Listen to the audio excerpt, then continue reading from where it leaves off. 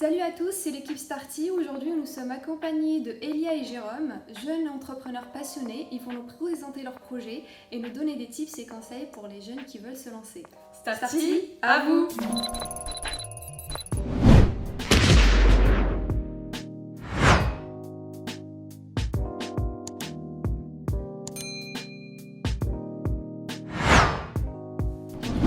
Bonjour, merci pour l'invitation. Bienvenue. Je te laisse présenter du coup le projet. Oui, alors du coup, L'Île Mystérieuse, c'est une revue graphique qui a été créée dans le cadre de mettre en valeur la métropole lilloise. Et en fait, tous les mois, on accompagne des artistes locaux et on permet à la métropole et aux lecteurs de faire découvrir des nouveaux talents. Pouvez-vous vous présenter brièvement, présenter votre projet? Oui, alors du coup, donc on est des jeunes créateurs de la Boucle du Dessin, donc c'est une maison d'édition qui a été créée en 2021, donc il y a presque un an maintenant. Et tous les mois, en fait, on accompagne des artistes locaux à travers ce petit journal qui s'appelle L'Île Mystérieuse, qui raconte en fait tous les mois des histoires sur la métropole lilloise. Et donc notre but, c'est de mettre en valeur les histoires et les artistes locaux de la région. Comment vous avez eu l'idée, comment vous vous êtes lancé dans ce projet? Ouais, pour ma part, il y a quelques années, j'étais donc à Schema Business School et j'avais déjà créé une association donc, sur les jeux de société et qui s'appelle Scalingma, d'ailleurs un petit clin d'œil. Et c'est vraiment ce qui a poussé à l'envie d'entreprendre, c'est qu'on était une bande d'amis, on a créé l'association, elle se développe encore, elle existe encore aujourd'hui, elle se développe. Et voilà, pour ma part, c'était vraiment ça l'envie d'entreprendre. En plus, on a beaucoup de projets depuis longtemps ensemble, on aime bien le dessin, la bande dessinée. Donc on voulait soutenir les artistes locaux et ça nous paraissait assez logique de lancer ce projet ensemble. Quelle était votre motivation au départ? Qu'est-ce qui vous a donné envie de vous lancer dans ce projet? Du coup, en fait, on est vraiment passionnés d'illustration, de BD surtout de base, donc c'est vraiment la passion qui a fait naître ce projet. Et aussi, à force de voyager dans plusieurs villes de France, on s'est rendu compte qu'on connaissait pas forcément la ville de Lille et vraiment des histoires un peu anecdotiques. Et du coup, on s'est dit pourquoi pas raconter à travers la BD les histoires, les anecdotes de cette métropole qui regorge de secrets. Et du coup, pourquoi la boucle du dessin? Ça signifie quoi pour vous du coup? Alors la boucle, c'est en référence en fait à la communauté qu'on souhaite créer avec les artistes, vraiment tous les liens qu'on veut faire avec les artistes locaux. Et le dessin, c'est parce qu'on est vraiment dans l'illustration, dans la bande dessinée, et qu'on veut montrer vraiment ce qu'il y a de meilleur et ce qu'on fait de mieux à Lille. Était-il du coup difficile pour vous de se lancer et de se dire il faut qu'on crée notre projet? Alors du coup, le lancement, on va dire qu'on a eu à peu près 2 mois pour lancer le projet parce que c'était un peu quelque chose qu'on avait depuis longtemps mais on s'est jamais dit on va se lancer. Et en fait 2 mois avant la création du premier journal, on s'est dit on va lancer l'entreprise. Donc au début on avait un peu des réticences par rapport à ça, mais comme on a fait des études un peu dans l'expertise comptable, on avait déjà un peu les bases pour tout ce qui est création d'entreprise. Donc ça nous a aussi poussé un peu à se lancer et à créer rapidement le projet. Et d'ailleurs, vous étiez à l'IAE, du coup, vous avez fait... Oui, c'est ça, ouais. Tu étais à l'IAE, d'accord. Avez-vous rencontré du coup des échecs ou des difficultés durant le lancement du coup de ce projet? Ouais, en fait on en a rencontré une masse qui est vraiment très importante. Et je pense que c'est ça aussi d'entreprendre, c'est de globalement se prendre des baffes et de toujours être résilient, donc pouvoir se relever des difficultés. Donc aujourd'hui c'est difficile de savoir quelles difficultés parce qu'en fait il y en a tous les jours. Et c'est vraiment c'est la masse qui est importante, mais tous les jours il faut les surmonter. Donc oui, il y en a eu plein. Nos études nous ont quand même permis de pas trop se casser les dents sur tout ce qui était création de société et tout. Mais après c'est vrai qu'il y a toujours plein de problèmes, mais c'est logique en fait, c'est évident, ça fait partie du parcours. Combien de temps cela a pris pour que votre projet fonctionne, démarre? Alors, en fait, fonctionner, c'est un peu subjectif, ça dépend un peu des objectifs de chacun. Et on va dire que nous, notre projet, il fonctionne parce que déjà, on a la passion et on est content de rendre service aussi aux lecteurs et aux artistes de la région. Donc de ce point de vue-là, on va dire que la passion, elle est plutôt là et ça commence à plaire un peu du coup à la communauté lilloise. Et après, au niveau financier, on arrive à se tirer des bénéfices, mais le but, ce serait évidemment d'en vivre financièrement. Donc là, après, c'est sûr que financièrement, il y a un petit cap à passer. Mais du coup, c'est sûr que ça dépend un peu de comment on voit ses objectifs. Ouais, c'est qu'est-ce qu'on entend par réussite, et en tout cas d'un point de vue social pour l'instant, vraiment, pour nous, c'est une réussite qui est énorme. Et on réalise des rêves en publiant, donc à chaque fois c'est super intéressant. Et d'un point de vue financier, on se développe, donc la réussite peut-être au terme financier comme on l'entend, peut-être dans quelques années ou quelques mois. Qu'est-ce qui vous a poussé du coup à commencer votre projet à deux, à coopérer? Comment vous vous êtes dit il faut qu'on commence à deux et pas chacun de son côté, quoi? Déjà, on était en couple depuis assez longtemps, on va dire, donc ça a beaucoup aidé, on va dire. Et du coup, moi j'ai été plus dans la musique, enfin je suis plus dans tout ce qui est musique et Jérôme le dessin, donc on avait déjà fait des petits courts-métrages ensemble. Donc, toi t'étais plus sur l'illustration, moi sur la musique. Et du coup, c'est aussi ce qui nous a poussé à faire un projet ensemble et puis de rendre ce projet vraiment passionnant. Donc on n'a pas eu trop de complications pour on avait déjà fait, on se connaît bien, on a déjà fait pas mal de projets ensemble, donc finalement ça nous a pas fait peur de... Je vois la question un petit peu, la recherche d'un associé et tout, c'est toujours difficile. Là en l'occurrence, c'était pas le plus difficile pour nous. Donc, tant mieux. Et du coup, selon vous, est-ce qu'un étudiant...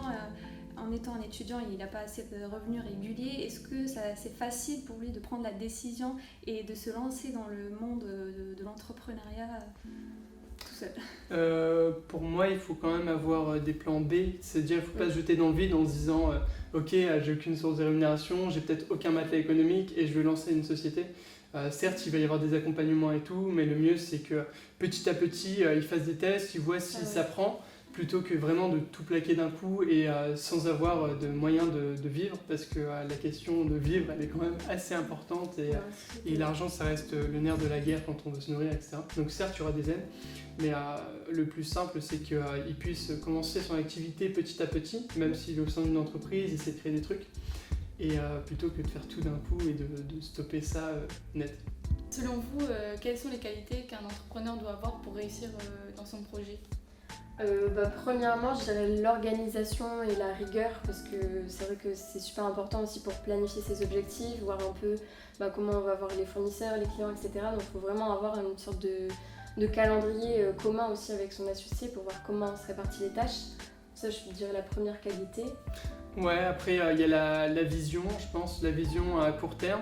C'est bien d'être organisé ou bien... Mais en fait, il faut être organisé et nous, on est organisé sur les tâches à court terme et on a aussi une vision à long terme où en fait, on a envie de se développer. Et je pense que les deux, ça permet de se réveiller le matin en disant voilà ce que je vais faire aujourd'hui et voilà vers quoi ça a mené. Et ensuite, je sais pas si tu as envie de parler de la résilience. L'audace, la résilience, d'avoir vraiment confiance en son projet et de se dire que même si ça marche pas, on tente et puis au pire on rebondira ailleurs. Donc c'est aussi pour ça que les études c'est super important si au cas où évidemment le projet ne marche pas. Toujours avoir d'autres plans au cas où, être flexible et déterminé. Super.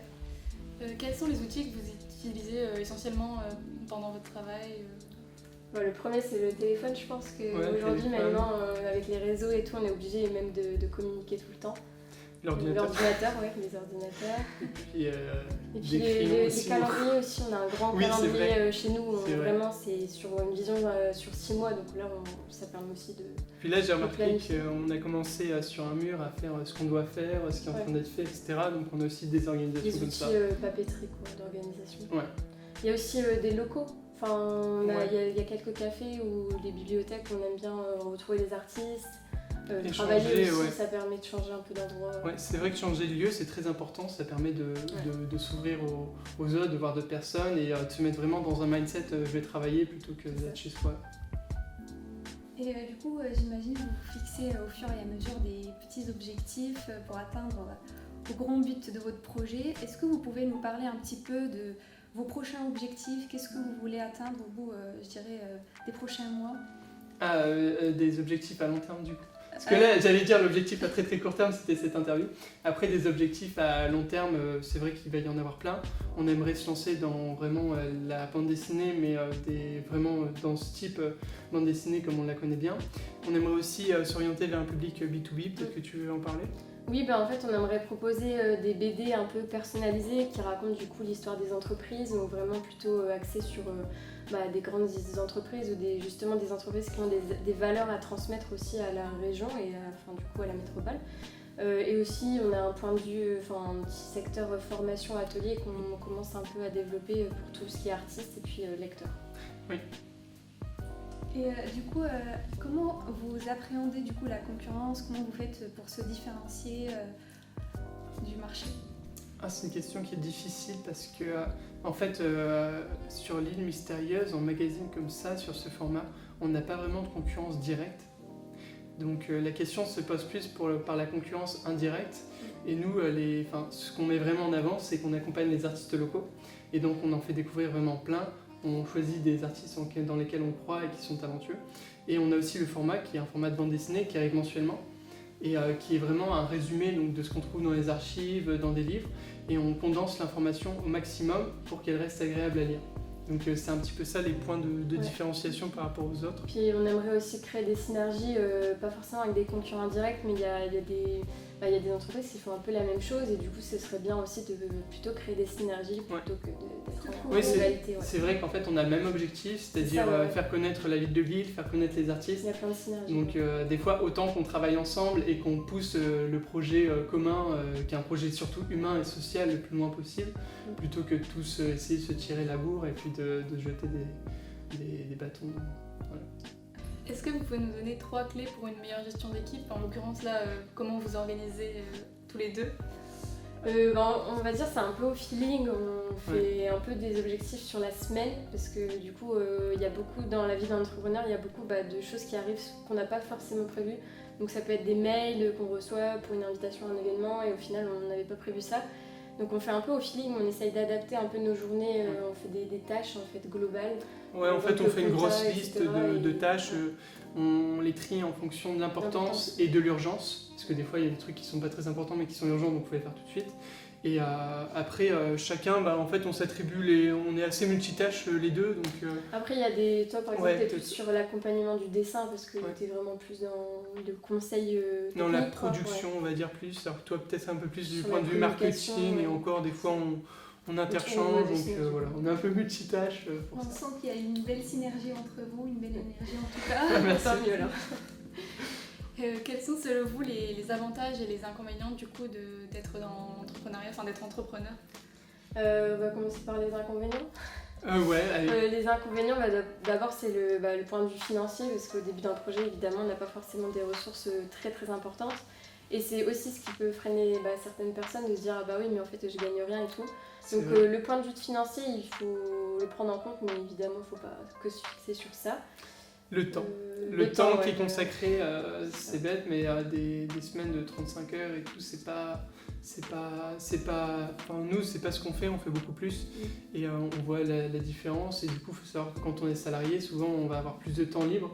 Et donc, ça dépend de ce qu'on veut développer personnellement. Et du coup, ça rejoint aussi l'avantage qui est de, finalement, quand on vit de sa passion, voilà, le temps, en fait, la notion de temps, c'est un inconvénient, mais un avantage en même temps. Et dernier inconvénient, je dirais la patience parce que parfois quand on envoie des mails où on n'a pas toujours des réponses, c'est assez long, il y a des établissements tout ça qui répondent dans les délais assez longs et du coup c'est aussi ça, il faut prendre en compte la patience, relancer, etc. Ouais c'est ça, il faut s'habituer à la relance constamment et voilà, ça doit devenir une habitude, c'est normal. Et un avantage, on a dit... En avantage, la passion, parce l'indépendance que clairement, aussi. L'indépendance. On organise les journées comme on veut. Franchement, on fait des choses avec des artistes qui sont vraiment incroyables. Donc en fait, on est libre de donner du sens et la direction qu'on a envie, vers laquelle on a envie d'aller. Les rencontres aussi. Oui, des rencontres justement avec les artistes, des rencontres formidables. Et même avec les lecteurs aussi. C'est parfait. Et du coup, pour finir cette vidéo, est-ce que vous pouvez nous donner un conseil de film ou de documentaire, de podcast que vous aimez bien et que vous pensez que ça pourrait aider les jeunes à se lancer et ne pas hésiter? Alors moi, il y a un film que j'avais vu, c'était Yves Saint Laurent, je crois que c'est ça le titre.